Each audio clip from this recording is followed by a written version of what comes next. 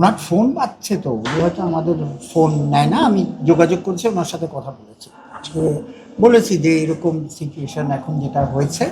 আর মানে এমনি hello hi করছে, আমি এটা নিয়ে কথা বলিনি ওনার সাথে এই ব্যাপারটা নিয়ে। কালকে তো বলেই দিয়েছি আমরা কি করছি। এখন দেখা যাক, ওনার তো কালকে 11টা পর্যন্ত ওনার উত্তর দেওয়ার টাইম আছে। So we are just waiting for his answer. সেটা তো আইসিসির একটা ডেলিগেট টিম আসার কথা যত শুনেছি, তারা কবে আসছে, তারা কি শুধুমাত্র বিসিবির সাথেই বসবে নাকি? এটা আমি এটা জানি না, কিন্তু আমি জানি যে কালকে আসছে। এটা প্রেসিডেন্ট সাহেব অ্যাকচুয়ালি টোটাল প্রোগ্রামটা প্রেসিডেন্ট সাহেব জানে।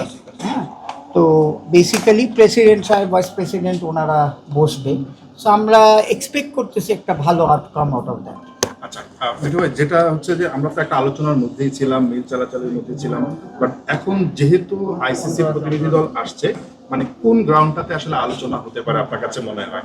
শোনেন, আমাদের স্ট্যান্ডটা তো ভেরি ভেরি ক্লিয়ার। যার সাথেই আপনি জিজ্ঞেস করেন, আমাদের স্ট্যান্ড হচ্ছে ভেরি ক্লিয়ার যে সিচুয়েশন, আমাদের বোর্ড বলেন, আমাদের সরকার বলেন, সবাই আমরা মনে করি যে আমাদের team players are not safe, not players, supporters আপনারা।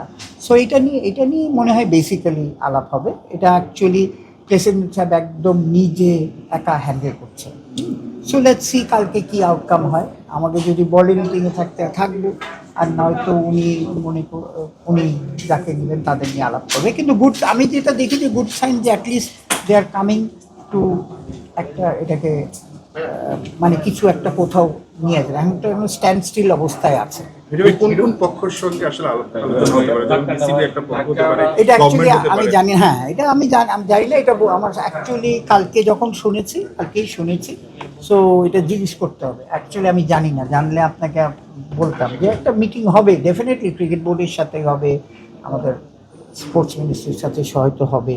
তো এটা হবে, এটা জানলে আমি তখন আপডেট করতে পারবো। কতদিনের জন্য মানে তারা আসতেছে? এটাও জানি না, হয়তো 1-2 দিন। মিঠু ভাই, আপনি বললেন যে এটা একটা গুড সাইন, মানে আপনার কাছে মনে হচ্ছে ব্যক্তিগতভাবে এটা গুড সাইন যে তারা আসছে। মানে কোন ধরনের কি আইসিসি থেকে বিসিবি এখন পর্যন্ত কোনো হিন্টস পেয়েছে পজিটিভ কোনো কিছু যে শিফট হতে পারে টু শ্রীলঙ্কা? না, এটা নিয়ে তো আপনারাও জানেনই যে আমরা, এটা কিন্তু একটা প্রসেসে গেছে।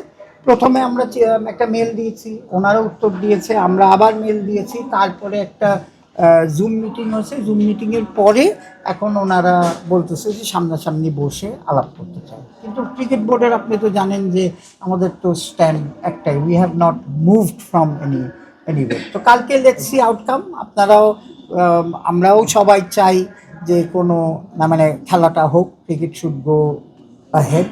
সো এটা সবার জন্যই ভালো। লেটস সি কালকে কি হয়, let's hope for the best. Mithu ভাই, একটা বিষয় একটু জাস্ট শুরু কোয়েশ্চেনটাতে একটু যাই, সেটা হচ্ছে